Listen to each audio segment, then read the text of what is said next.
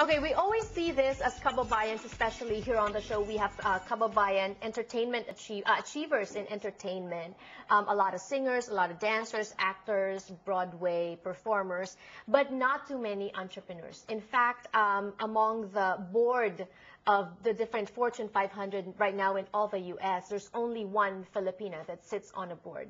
And we want more. And that's why here on the show, what we try to do is also encourage parents, because I think it starts with them, to encourage their kids to get into business. So coming from, I guess one of the ultimate models of business and entrepreneurship among the Filipinos is you. Earlier we were talking about your need to find excitement and challenge. You got that in business. Did you know early on that you wanted to be in business? Or No. is it just that you conquered everything else that you wanted to venture? Well, okay, I was just relaying this to Ray driving here. Somehow it came up that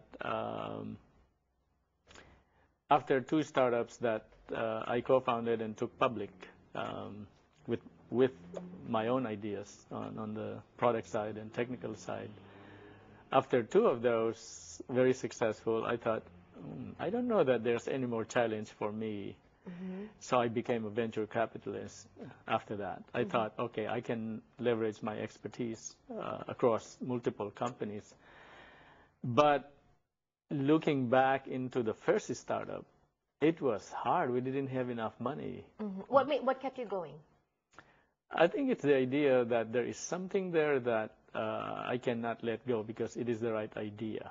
Is it because you're a perfectionist that quitting is not in your vocabulary, or have you quit before? It's not the perfection. It is the obsessiveness of it. I was obsessive about the idea that there is something there. I cannot let go. The perfection, of course, is in making sure that the products are designed properly. You test it to the limit. You do everything you can to make sure that first time it works, you go and sell right away. So we all know about your achievements, and you're talking to us about how you reached that, and now we see it's the obsessive, being obsessed with things. But how about failure? What would you consider your biggest failure? Okay, there are 2 aspects to that. There's the human failure. I still consider it that I was so obsessed with the startups that, and again, looking back, I could have rearranged my time to spend a little bit more time with the kids when they were growing up. I had control of my schedule, but I control it to everything about business. The failure is in not considering that part of it to where I should have arranged my own time. I failed in that aspect. In terms of business, my first startup actually was a failure. And it was the same idea, however. And so again comes my obsessiveness. It was a failure because of many factors. You can argue that it was a little bit early in the PC revolution. Yes. The other thing is I didn't have the right people around me. We could not raise enough money. Okay. So what did you do differently for the second time? Well, the second time we simplified the product. It's the same idea. So sometimes being obsessive about the idea, it matters a lot. It's just the implementation that you have to tweak sometimes. Right. A lot of people are watching us right now, and in the lines of encouraging people to be more entrepreneurial, a lot of our Kababayans, what advice would you give them? Trust your own confidence. Your inner confidence has to take over.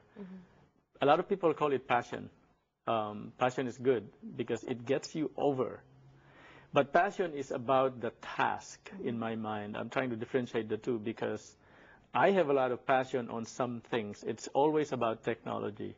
But that's just the task. Right. There is something bigger than that. And that is your belief that you can do it. Right. And at that point in time, it's not good to compare oneself, but when I was starting in my career, I met very successful people. And many times I see them, I meet them, I talk to them. I go away sometimes.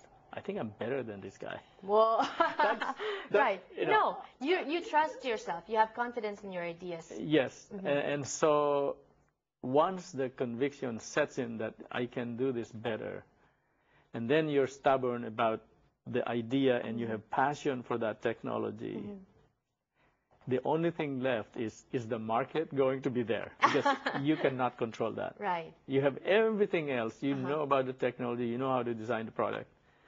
Excuse me. Is the market there? So that's the biggest failure, actually, of a lot of technology companies. It's not the fact that they don't know how to design the product. They miss the market.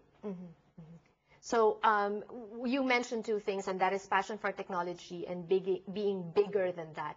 And I think that's what you're doing also, your passion for technology, which you are, I guess for lack of a better word, passionately sharing with our Kababayans through PhilDev. And you're bigger than your passion because now you're not just thinking about yourself and your family and your companies, you're thinking about the Philippines as a nation and how we can improve. And we'll talk about that when we return on the show. Don't go away.